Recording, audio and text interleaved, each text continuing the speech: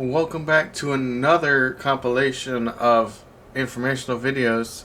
In this one, we're going to talk about serial killers, so beware, some of the stuff in it is going to be kind of, gore.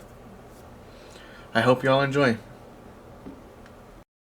Just wanted to say the trigger warning. It's a video about talking about serial killers and bodies and all the stuff like that, so you're warned.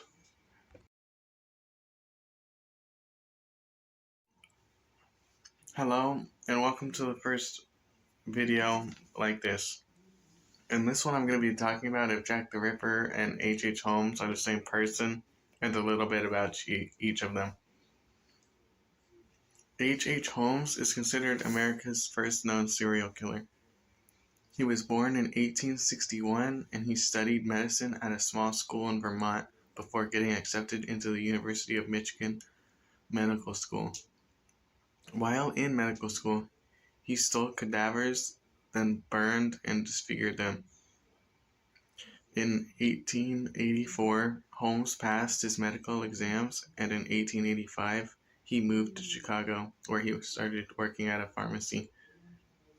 When a drugstore owner died, he left his business to his wife, but H. Holmes convinced her to sell it to him. Not long after, the widow disappeared, and Holmes claimed she moved to California, but this was never proven.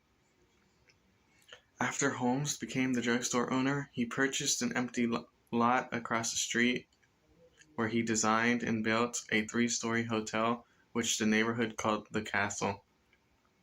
During its construction, Holmes hired and fired several construction crews, so nobody had a clear idea of what he was designing. Construction was completed in 1891. The first floor of the murder castle had several stores, while the upper 2 levels contained Holmes's office and over 100 rooms that were used as living quarters. Some of these rooms were soundproofed and contained gas lines, so Holmes could asphyxiate guests whenever he wanted. Throughout the building, there were trapdoors, peepholes, stairways that led to nowhere, and chutes that led to the basement. The basement was designed as Holmes's lab. It had a dissecting table, stretching rack, and crematory. Sometimes he would send a body down the chute, dissect them, strip them of flesh, and sell them as human skeleton models to medical schools. In other cases, he would either cremate them or place their body into pits of acids. It's also said the doors locked from the outside and that there were hidden rooms, and supposedly there were walls that moved. Many of the bodies that were located were so badly dismembered and decomposed that it was hard for them to determine exactly how many bodies there were. But when they linked him to the murders, he confessed to 28. But at the time, police only suspected him of 10. From what I found in research, he killed Benjamin Pitzel and his kids Howard, Alice, and Nellie, Gertrude Connor, Anna Betts, Julia Smith, Pearl Smith, Emmeline Sigrande, Emily Van Tassel, Minnie Williams and her sister Ann Williams, Dr. Roussar, Kitty Kelly, John G. Davis, Henry Walker, Milford Cole, Lucy Burbanks, and possibly even the drugstore owner and his wife, which adds up to a total of 18 to 20 people. Supposedly, in one of his confessions, he said, "I was born with the devil in me. I could not help the fact that I was a murderer no more than a poet can help the inspiration to sing. I was born with the evil one standing as my sponsor beside the bed where I was ushered into the world, and he has been with me since." On May 7th, 1896, Holmes was hanged at Manson Prison, also known as Philadelphia County Prison. Holmes asked for his coffin to be contained in cement and buried 10 feet deep. When he was hanged, his neck did not break. Instead, he strangled to death slowly, twitching for over 15 minutes, and was pronounced dead after 20. Some dozen of murders between 1888 and 1892 have been attributed to Jack the Ripper, but only 5 of them were linked by police to a single murderer. The so-called canonical 5 victims were Mary Ann Nichols, Anne Chapman, Elizabeth Stride, Catherine Eddowes, and Mary Jane Kelly. According to common assumptions of the time, all the victims were prostitutes, and all but Kelly were murdered while working. All of the victims' throats were cut and their bodies mutilated in a manner indicating that the murderer had some knowledge of human anatomy. Jack the Ripper was never caught, but his murders suddenly stopped, and a new Chicago-based serial killer, H. Holmes, was discovered, which is why some believe they are the same person. With the Ripper killings ending in early 1889 and Holmes's killings starting in late 1889, the timeline suggests that it could be possible. Based on accounts and descriptions of Jack the Ripper, multiple sketch artists were able to come up with a drawing of Jack the Ripper which looked eerily similar to H. Holmes. And I'll post that, or have that right here.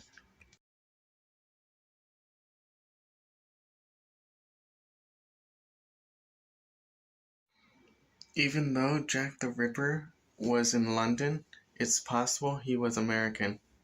When the Dear Boss letter was analyzed by linguists, they said they believed the letter was written by an American.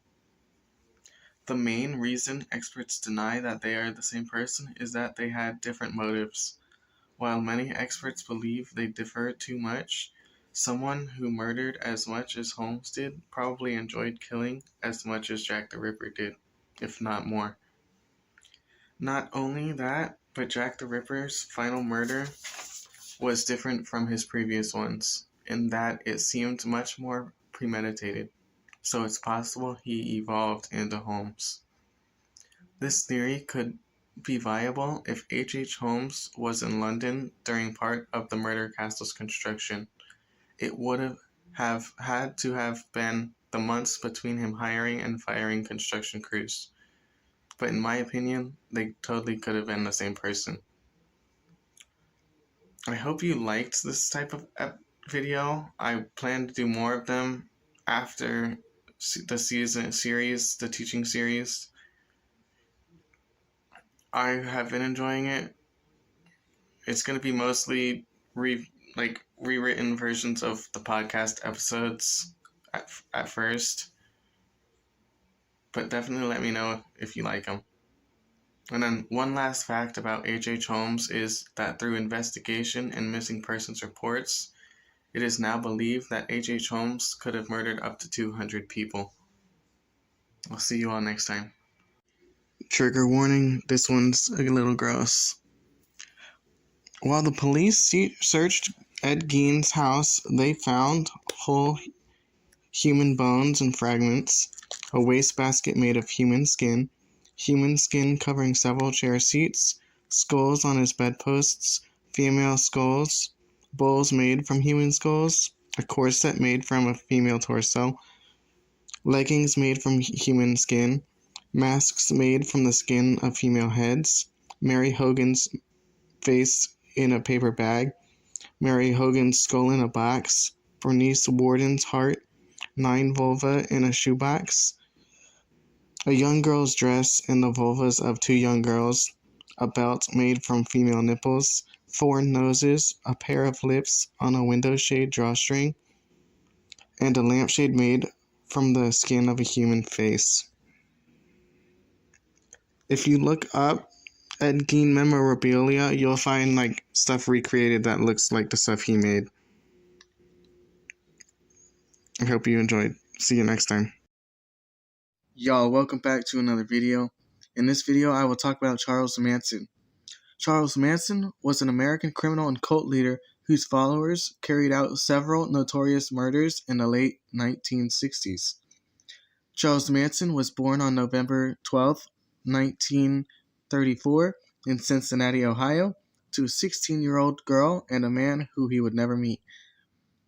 After his mother was imprisoned for armed robbery, he lived with an aunt and uncle in West Virginia. Beginning at age 9, Manson spent much of his life in juvenile reformatories or in prison for crimes that included petty larceny, armed robbery, burglary, and auto theft.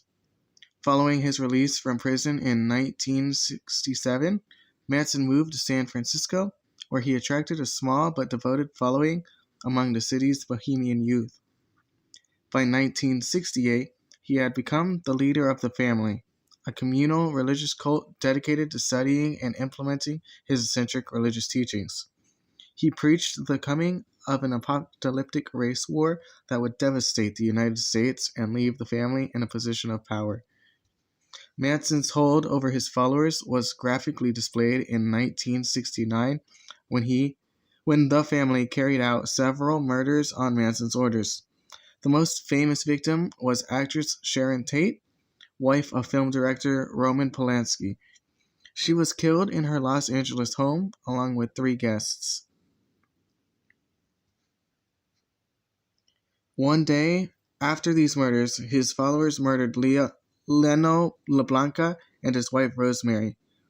Leno was found with an ivory-handled carving fork protruding from his stomach, and one of his killers wrote "War" on his abdomen. Rosemary was found in the bedroom, the victim of multiple stab wounds. On 2 walls of the house, they had written "Death to Pigs" and wrote "Rise," and on the fridge door, they wrote "Helter Skelter." I hope you all enjoyed this video, and I'll see y'all next time. Hello, and welcome back to another video. In this one, we will be talking about John Wayne Gacy. Be warned that some of the information in this video could be considered disturbing. John Wayne Gacy was born on March 17, 1942. He was close to his mother and sisters, but endured a difficult relationship with his father, who was an abusive alcoholic. In 1949, Gacy's father was informed that his son and another kid had been caught fondling a young girl. Gacy was whipped by his father as punishment. That same year, a contractor and family friend would occasionally molest Gacy in his truck. He never told his father because he believed that his father would blame him. Gacy was an overweight and unathletic child. Because of a heart condition, he was told to avoid all sports. During the 4th grade, he began to experience blackouts. He was hospitalized on occasion because of these episodes. He was also hospitalized in 1957 for a burst appendix. His father suspected these episodes were an effort to gain sympathy and attention, and openly accused his son of faking it. On the other hand, his mother, sisters, and a few close family friends never doubted his illness. In 1960, at age 18, Gacy became involved with politics, working as an assistant precinct captain for the Democratic Party candidate in his neighborhood. Gacy later speculated that his decision to join politics was actually to seek the acceptance of others that he never got from his father. That same year, his father bought him a car. He kept the vehicle in his name until Gacy finished paying for it, which took years. His father would take the keys if Gacy didn't do as he said. After Gacy purchased an extra set of keys, his father took out the distributor cap for 3 days. Hours after his father replaced the distributor cap, Gacy left home and drove to Las Vegas with hope to reside with a female cousin who relocated there. He alternated sleeping in his car and cheap motels during his 3-day journey. Once Gacy got there, he found work within the city's ambulance service until he was transferred to work as an attendant at Palm Mortuary. As a mortuary attendant, Gacy slept on a cot behind the embalming room. He worked there for 3 months, observing morticians involve dead bodies, and occasionally served as a pallbearer. Gacy later confessed that he had climbed into the coffin of a dead teen male and caressed and embraced it before experiencing a sense of shock. This prompted Gacy to call his mother and ask whether his father would allow him to return home. His father agreed, so he drove home that day. Once Gacy returned, Gacy enrolled at Northwestern Business College. He graduated in 1963 and took a trainee position at the Nunn Bush Shoe Company. In 1964, he was relocated to Springfield, Illinois to work as a salesman and was eventually promoted to his department's manager. In March 1964, he became engaged to a coworker named Marilyn Myers. During their courtship, Gacy joined the local Jaycees. He worked tirelessly for them, being named key man in April. He rose to be vice president of the Springfield Jaycees by 1965. In the same year, he was named the third most outstanding Jaycee in the state of Illinois. After a 6-month courtship, Gacy and Myers married. Her father subsequently bought 3 KFC restaurants in Waterloo, Iowa. The couple moved there so Gacy could manage them following an obligatory completion of a management course. He opened a club in his basement where his teenage employees could drink alcohol and play pool. Gacy only communicated with the young men, making advances to them. If they rebuffed his advances, he would claim to be joking or called it a test of morals. Gacy's wife gave birth to a son in the February of 1966 and a daughter in the March of 1967. Gacy's father finally approved of him, so Gacy described this period of his life as perfect. When his parents visited in July of 1966, his father apologized for everything he had done to him and shook his hand. Gacy joined the Waterloo chapter of the Jaycees after offering extended hours to the organization. Although he was considered ambitious and a braggart, the other Jaycees held him in high regard for his fundraising work. In 1967, they named him Outstanding Vice President of the Waterloo Jaycees. That same year, he served on the board of directors. In August 1967, Gacy sexually assaulted 15-year-old Donald Voorhees Jr., the son of a local politician and Jaycee member. Gacy lured him to his house, gave him alcohol, allowed him to watch a stag movie, then persuaded him to have mutual oral sex. Over the following months, he did this to the other boys. In March of 1968, Voorhees Jr. reported to his father that Gacy had sexually assaulted him, so he called the cops. They arrested Gacy and charged him with sodomy. Gacy denied the charges and demanded to take a polygraph test, which he failed. On November 17th, 1968, Gacy pleaded guilty to one count of sodomy, but not guilty to the others. Gacy was convicted on December 3rd and sentenced to 10 years imprisonment, to be served at the Anamosa State Penitentiary. That same day, his wife filed for divorce, which was finalized on September 18th, 1969. In June 1969, Gacy was denied parole. To prepare for a second hearing in May, he took 16 high school courses, for which he obtained his high school diploma. On Christmas Day 1969, Gacy's father died.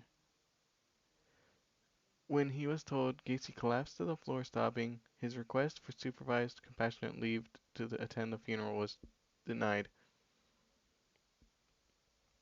Gacy was granted parole with 12 months probation on June 18th, 1970, after only serving 18 months. Conditions of his parole included that he had to move in with his mother. He arrived there the next day and shortly after got a job as a short order cook. On October 18th, 1971, Gacy's parole ended. John Wayne Gacy murdered at least 35 young men and boys, burying 26 of them in the crawl space of his house. Gacy typically murdered his victims by placing a rope tourniquet around their neck before progressively tightening it with a hammer handle. Gacy's first known murder occurred on January 3, 1972. He lured 16-year-old Timothy Jack McCoy from Chicago's Greyhound bus terminal to his car. Gacy took McCoy on a sightseeing tour and then took him home with the promise that he could spend the night and be given a ride in the morning to catch the bus. Gacy claimed that he woke up early to find McCoy standing in his bedroom doorway with a knife in hand. He jumped from his bed and McCoy put his hands up in surrender, accidentally cutting Gacy. They fought for a while before Gacy wrestled McCoy to the ground and stabbed him repeatedly. Gacy committed most of his murders between 1976 and 1978, to which he referred as his cruising years. Gacy abducted and murdered 18-year-old Daryl Simpson, who was last seen on April 6, 1976. 5 weeks later, 15-year-old Randall Reffitt disappeared. Hours after, 14-year-old Samuel Stapleton vanished. On June 3rd, Gacy killed 17-year-old Michael Bonin, strangling him with a ligature. 10 days later, Gacy strangled William Carroll, who seems to be the first of 4 victims known to have been murdered between June 13th and August 6th. They were between 16 and 17, and the fourth seems to be an adult. The other teens were James Hakinson and Rick Johnston. On October 24th, Gacy abducted and killed Kenneth Parker and Michael Morano. 2 days later, a 19-year-old construction worker, William Bundy, was suffocated. On December 11th, 1978, Gacy visited the Neeson Pharmacy in Des Plaines to discuss a potential remodeling deal with the store owner. While he was within earshot of 15-year-old Robert Peast, Gacy mentioned that his firm often hired teens with a starting wage of $5 an hour, which was almost double the price the pharmacy paid him. Shortly after Gacy left the pharmacy, Peast's mother arrived at the store to drive him home so they could celebrate her birthday. He asked his mom if he could go talk to Gacy. It was 9 at night, and he said he would return soon. Peast was murdered shortly after 10 p.m. at Gacy's house. When Peast failed to return, his family filed a missing persons report to the Des Plaines police. Eventually, Gacy was arrested, and on February 6, 1980, he was charged with 33 murders. He pled not guilty by reason of insanity, claiming to have 4 personalities. 3 psychiatric experts testified to find him a paranoid schizophrenic with multiple personalities. Gacy was found guilty of all charges, and an execution was set for June 2, 1980. Upon being sentenced, Gacy was transferred to the Menard Correctional Facility, where he remained for 14 years because his execution kept getting pushed back. On May 9, 1994, Gacy was transferred to Statesville Correctional Center in Crest Hill to be executed. That afternoon, he was allowed a private picnic with his family. For his last meal, Gacy ordered a bucket of KFC, a dozen fried shrimp, French fries, fresh strawberries, and a Diet Coke. He observed a prayer with a Catholic priest to receive last rites. Then he was escorted to the execution chamber to receive lethal injection. Before the execution, the chemicals solidified, clogging the IV tube. They replaced the tube and the execution resumed. The entire procedure took 18 minutes. Last thing before we are done is that while John Wayne Gacy was a clown for fundraisers and the likes, there is no evidence that he wore it to commit any of the murders. And on that note, I hope y'all enjoyed this video, and I'll see y'all next time. Hello and welcome back to another video.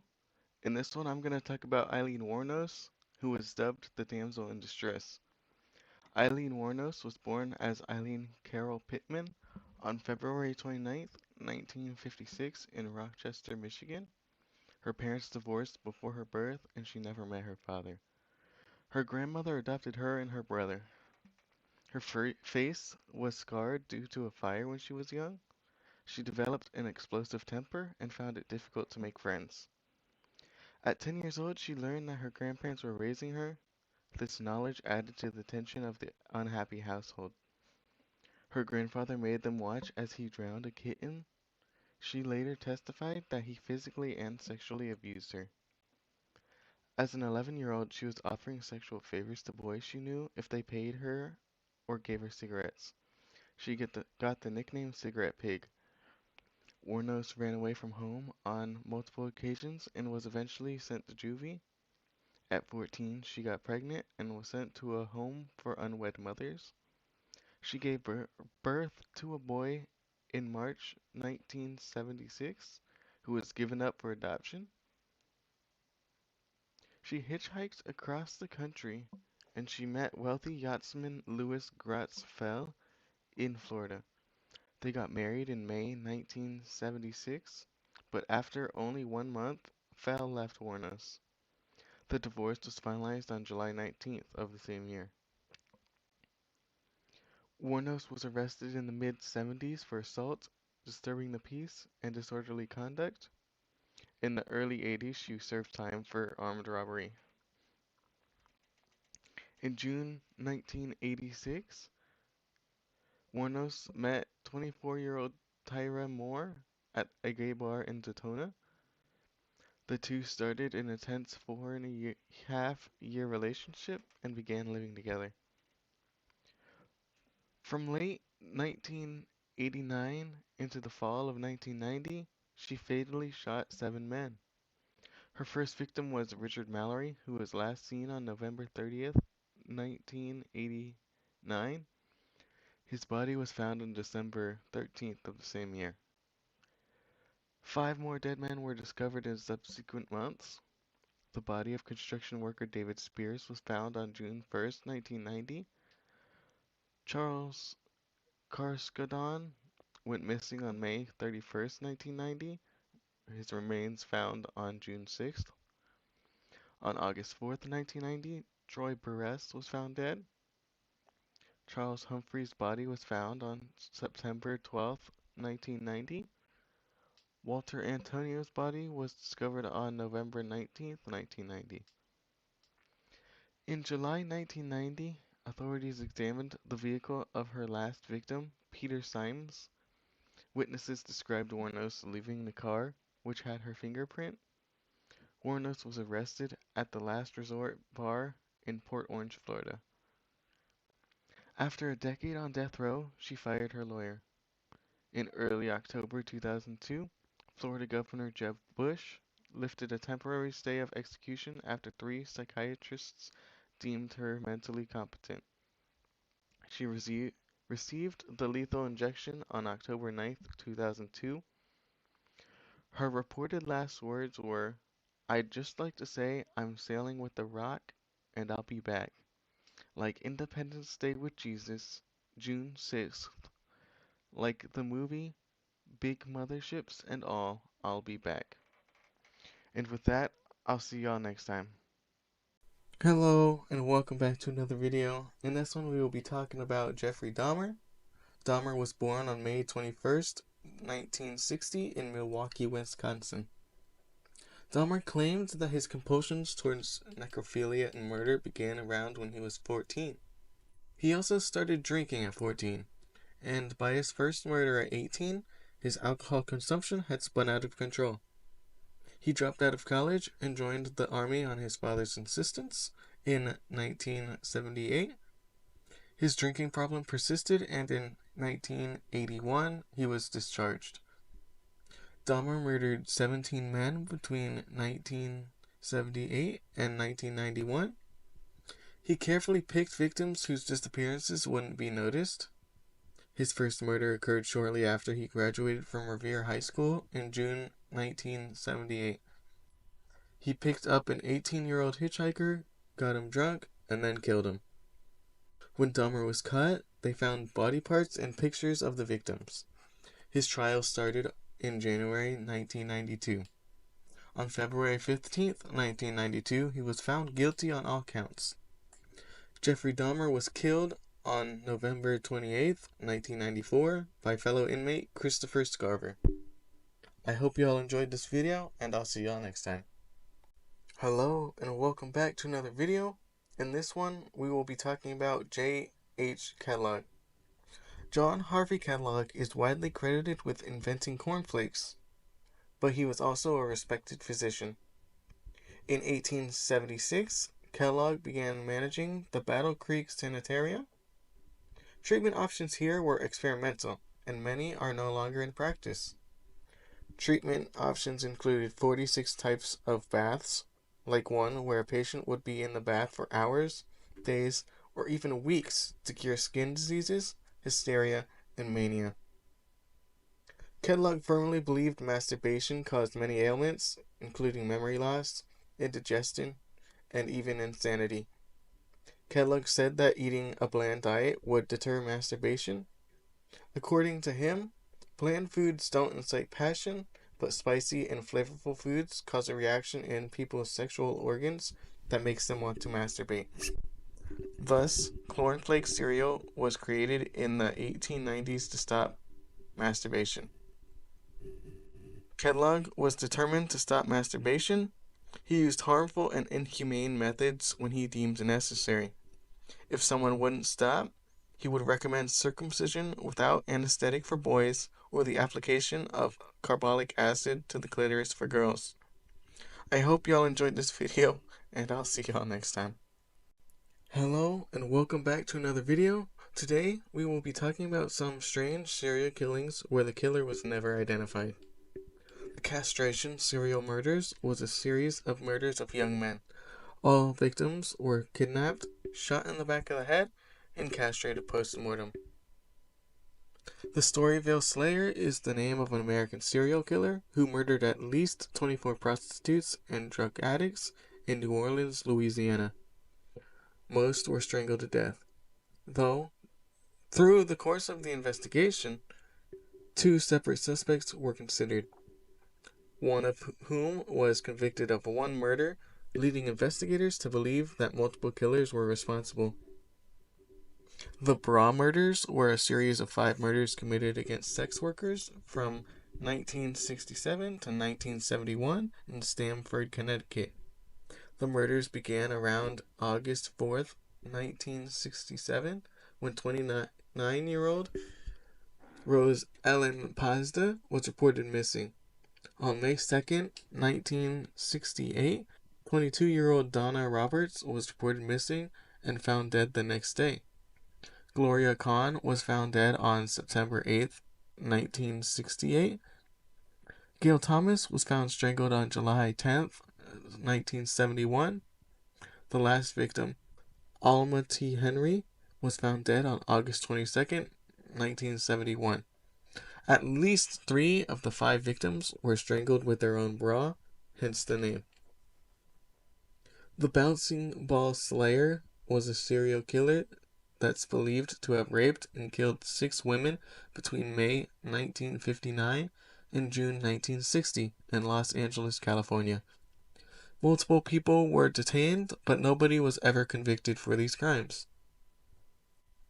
From 1975 to 1977, multiple garbage bags containing human remains were found floating in the Hudson River, which police determined belonged to 6 men. The victims and killer were never identified, but the victims were believed to be gay because they were all wearing clothes that were bought at a local shop that was a popular gathering place for LGBT folks. I hope y'all enjoyed this video, and I'll see y'all next time. Hello, and welcome back to another video. In this one, we will quickly talk about Ted Bundy. Ted Bundy was a serial killer, rapist, and necrophiliac who admitted to killing 30 women in the 1970s, though some experts think he killed over 100. He was arrested in February 1978. Bundy's charming appearance helped him become somewhat of a celebrity, and his case has since inspired many novels and movies about serial killers. He was executed in January 1989. I hope y'all enjoyed this video, and I'll see y'all next time.